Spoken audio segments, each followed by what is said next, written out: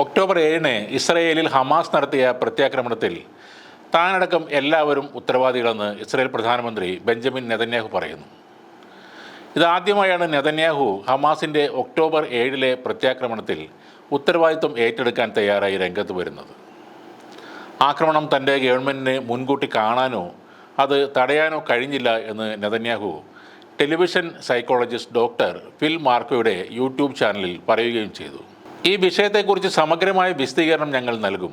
യുദ്ധം അവസാനിച്ചു കഴിഞ്ഞാൽ എന്താണ് സംഭവിച്ചത്, എങ്ങനെ സംഭവിച്ചു, ആരാണ് കാരണക്കാർ എന്നതിനെക്കുറിച്ചുള്ള വിശദമായ പരിശോധന ഞങ്ങൾ നടത്തുകയും നിങ്ങളെ അറിയിക്കുകയും ചെയ്യും.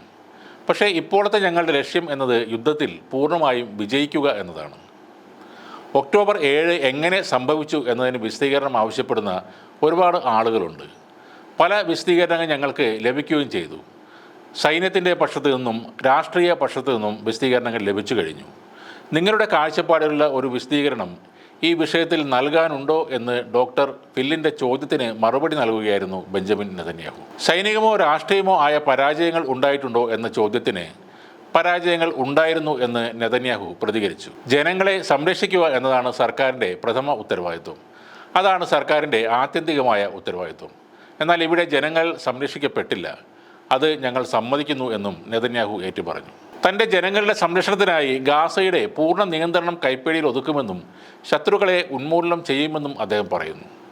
ഗാസയുടെ പൂർണ്ണ നിയന്ത്രണം കൈവശപ്പെടുത്തിയില്ലെങ്കിൽ തങ്ങൾക്ക് പരാജയം നേരിടേണ്ടി വരുമെന്നും നെതന്യാഹു പറഞ്ഞു. അമേരിക്കയിൽ വർദ്ധിച്ചു വരുന്ന ജൂത വിരുദ്ധതയെക്കുറിച്ചുള്ള ചോദ്യത്തിന് തീവ്രമായ ഇസ്ലാമിൻ്റെയും തീവ്ര അരാജകത്വ ഇടതുപക്ഷത്തിൻ്റെയും സംയോജനമാണ് ഈ ജൂത വിരുദ്ധത എന്നാണ് അദ്ദേഹം മറുപടി പറഞ്ഞത്. നദി മുതൽ കടൽ വരെ എന്ന് അവർ പറയുമ്പോൾ അത് ഇസ്രായേൽ രാഷ്ട്രത്തെ തുടച്ചു നീക്കുകയാണ്. അവർ വംശഹത്യയെ പിന്തുണയ്ക്കുന്നു എന്നും നെതന്യാഹു കുറ്റപ്പെടുത്തുന്നു. റാഫേൽ കരയാക്രമണത്തെ വ്യാപിപ്പിക്കാനുള്ള ഇസ്രായേലിൻ്റെ നീക്കത്തിനെതിരെ കഴിഞ്ഞ ദിവസം അമേരിക്കൻ പ്രസിഡന്റ് മുന്നോട്ട് വന്നിരുന്നു. ഇത് സംബന്ധിച്ചുള്ള ചോദ്യത്തിൽ എനിക്ക് ജോ ബൈഡനെ 40 വർഷവും അതിൽ കൂടുതലും കാലമായി അറിയാം. ഞങ്ങൾക്ക് പലപ്പോഴും പല കരാറുകൾ ഉണ്ടായിരുന്നു. അതോടൊപ്പം ഞങ്ങൾക്ക് അഭിപ്രായ വ്യത്യാസങ്ങളും ഉണ്ടായിട്ടുണ്ട്. അവയെ മറികടക്കാൻ ഞങ്ങൾക്ക് കഴിഞ്ഞിരുന്നു. ഇനിയും അത് മറികടക്കാൻ കഴിയുമെന്ന് ഞാൻ പ്രതീക്ഷിക്കുന്നു എന്നാണ് നെതന്യാഹു പറഞ്ഞത്. നമ്മുടെ രാജ്യത്തെ സംരക്ഷിക്കാൻ ഞങ്ങൾ ചെയ്യേണ്ടത് ഞങ്ങൾ ചെയ്തിരിക്കും. അത് നമ്മുടെ ഭാവി കൂടി സംരക്ഷിക്കാനാണ്. അതിനർത്ഥം റഫേൽ ഉൾപ്പെടെ ഹമാസിനെ നമ്മൾ പരാജയപ്പെടുത്തും എന്ന് തന്നെയാണ്. ഞങ്ങൾക്ക് മറ്റ് മാർഗമില്ല എന്നും നെതന്യാഹു പറയുന്നു.